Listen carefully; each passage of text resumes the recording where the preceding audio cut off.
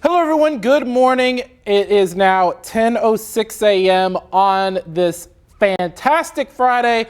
That doesn't look all that fantastic, I know, because we do have that threat for maybe some of that icing on those bridges and overpasses later on tonight. So we're going to go ahead and we're going to break everything down for you. And let's take a look outside, and we're going to start from the Kalahari Resorts and Conventions weather camera. This is in Round Rock. And we are looking at temperatures right now that are getting, we're above freezing at the airport. We're already up to 34, so we've got good news there. Camp Mabry, though, still below freezing or right at it. And we do have some areas east of I-35 that are above that magic number of 32. We got 35 in LaGrange, 33 in San Marcos, and now just a light freeze over portions of the hill country and the Austin metro area. And that represents around a 10-degree increase from where we were 24 hours ago. Because remember, 24 hours ago, we were talking about temperatures solidly in those 20s. Some areas were struggling to get out of the teens. So that was just not a good morning overall, with those wind chills in the single digits and even the negatives.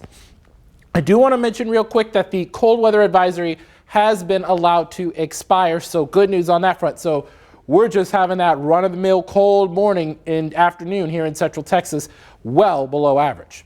Your allergy count, there is a plus side to that, and it's mold in the low, and that is your only allergen that did show up on our sensor. And you can find this each and every day on KVUE.com and the KVUE app. Now, here's the reason y'all are here. And this is because of the potential for that icing on those bridges and overpasses. We've had a new run come in, and as we're taking a look, a little bit less in terms of ice accumulation by the time we get to Friday evening. But watch this as we head through around 8, 9, 10 a.m. We are starting off with maybe some light icing. It would mainly be along and east of I-35. But look at these temperatures, though. 33, 34, 33 for Austin, Bastrop, and Lockhart, respectively. Above freezing means it's going to be difficult for that rain to freeze on contact. But by the time we get to your Saturday afternoon and then Saturday evening into the overnight and early Sunday morning, everything's going to be changed over to rain. So this is because we're going to be warming up quite nicely, getting to those lower 40s in places like LaGrange. But eventually we are going to warm quite well to the 60s for your Sunday afternoon after things start to clear out. When all is said and done, we're looking at potentially just a few hundredths of an inch at best of ice accumulation. And what that would do is that would coat maybe some cars that were outside and not in a carport or garage. It would also coat up some of the trees, some of the metal signs like stop signs, things of that nature, maybe light posts, lamp posts, traffic lights, things of that nature. Nothing really major, but most importantly, it would involve some of those bridges and overpasses because they love to freeze first. And the reason for that is that you've got cold air aloft and cold air flowing under that bridge as well, which means that bridge feels colder than the ground below it. And that's why those bridges and overpasses, they love to freeze first. But light icing obviously possible later on this afternoon through noon tomorrow. So that light freezing rain is possible with minor icing definitely in play. So be mindful of those bridges and those elevated roads if you have to drive. But for my money, I think the best thing to do would be to just stay home on a Friday night, maybe even snuggle up in a blanket, maybe watch KVUE Plus or KVUE in general or something like that. I think that would be pretty good. But also, Austin FC are at home against Sporting Kansas City. It is the opening match of the regular season. It could be among the coldest in MLS history, or not MLS history, Austin FC history, I should say. We are going to warm up quite nicely as we head through Monday. We're going to be getting to the upper 70s. 77 is going to be your high temperature then. And middle portion of the week, look at that. That just looks absolutely glorious, especially considering what we've got going on with that potential for very light icing later on tonight and into tomorrow. So a lot has to be hashed out between now and then, but we're going to continue to watch it very, very closely for you. We're not seeing any comments right now on social media, but again, we're going to continue to watch it very, very closely. But we're going to go ahead and we're going to time this out. We're going to slow this down and kind of time it all for you together. So this is Friday afternoon at around 3, 4 o'clock. Cloudy day, of course. Tracking the potential for Again, that freezing rain, it'll pop up at around 6. That's where we start to see some of that. But then 8:39, could see a little bit more of that freezing drizzle hanging around. And by the time we get to 10 and then 11 and then eventually midnight on Saturday morning, that's where you've got a little bit more moisture coming in because we've got a coastal low as well interacting with this cold air. And if it's below 32 degrees, that thin layer of cold air is going to not let that water droplet freeze while in the air. So that's why it freezes on contact with the ground. And that's why it's called freezing rain. Jan Han Davis from Smithville. Hello, you guys out there in Bastrop County. By the time we get to 10 a.m. on Saturday morning, we are tracking potentially some areas closer to the coastal plains getting all rain, maybe a little bit of a push of freezing rain over portions of the Austin Metro before everything becomes all rain for the most part through 1, maybe 2 o'clock. And then eventually 3, 3:34, 4:35, and then 6:30, and then eventually game time for Austin FC against Sporting KC. That's where you start to see a lot of that shower activity become mostly all rain because we are going to warm up to around 40. I'm sorry here, the dragger is being a little odd. But anyways, we are going to be warming up as we head into Sunday, and that's going to be very, very, very important. So I'm going to go ahead and I'm going to step here and we're going to see if we've got any live questions y'all may have, and we're going to continue to track it for you throughout the course of the morning. And I'll be on midday starting in about 45 minutes with all the latest on this. So let's see. We have any questions? Any questions? Any questions? Like her, just tweeted at me from Oak Hill. Like her on Twitter. Thank you very much. Or X, as some of y'all like to call it, owned by the one and only Mr. Elon Musk. Let's see. Anyone else have any questions?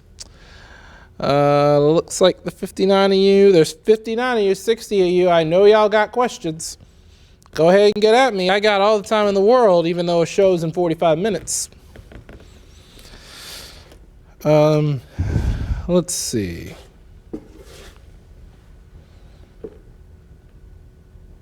Doesn't look like anyone has any real question.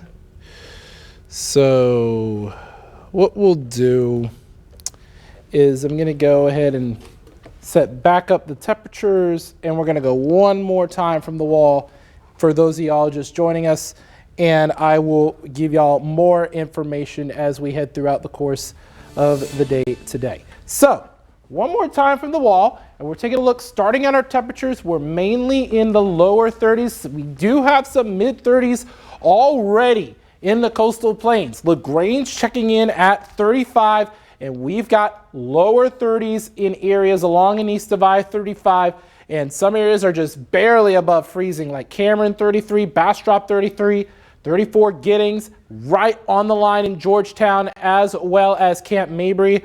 But then off to the west, over sections of the hill country, that's where we are sitting below freezing. So your 24-hour temperature change shows around a 10-degree increase from where we were 24 hours ago. So this is the silver lining to this cold, is that it was colder yesterday and not as cold today. Your allergy count has mold in the low, and that's about it. That's another upside to this morning, is that the allergens are far lower than where they were yesterday. But as we go hour by hour, this is around 10 o'clock. This is mostly cloudy throughout the entirety of the day, okay? So we're barely going to fluctuate temperature-wise because we're not going to get a lot of that radiational heating from the sun because low clouds are just going to block all that out. By the time we get to around 6 o'clock, that's where we get a little bit of that freezing rain activity. Models are starting to back off just a little bit on that. But then overnight into early tomorrow, that's the timeline we're going to be watching, especially starting to look along in the east of I-35 for any of that rain that might freeze on contact, because we've got a very thin layer of cold air at the surface. And once that thin layer of cold air makes its way through with that coastal low, you're not going to see a whole lot of snow or anything. You're not going to see any snow at all. But we're looking at freezing rain because it's mainly a weak coastal low. It's not going to be a lot of freezing rain, but it's going to be enough that can coat your car, maybe coat some trees, and more importantly, those bridges and overpasses as well.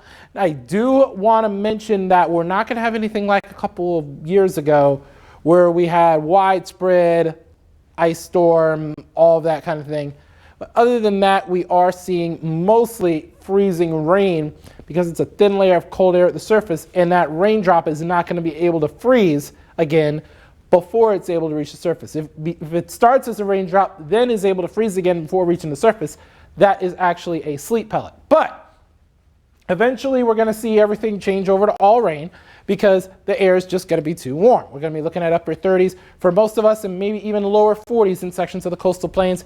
And we're mainly looking pretty uniform by the time we get to noon on Sunday. By and large, we're looking at just a few hundredths of an inch of ice accumulation. So we're looking right on track for that. Maybe even a tenth in some sections of Blanco County, according to this model, or points off to the south, but not really counting on anything more than, say, 800ths of an inch here in town or Lago Vista, which is what this model is showing. But still, 5 p.m. Friday to noon Saturday, still could see some light icing, and that could cause some issues for those bridges and overpasses. Because remember, the bridges have not only air going above the road, but also below it. And with that, that potentially cools things faster.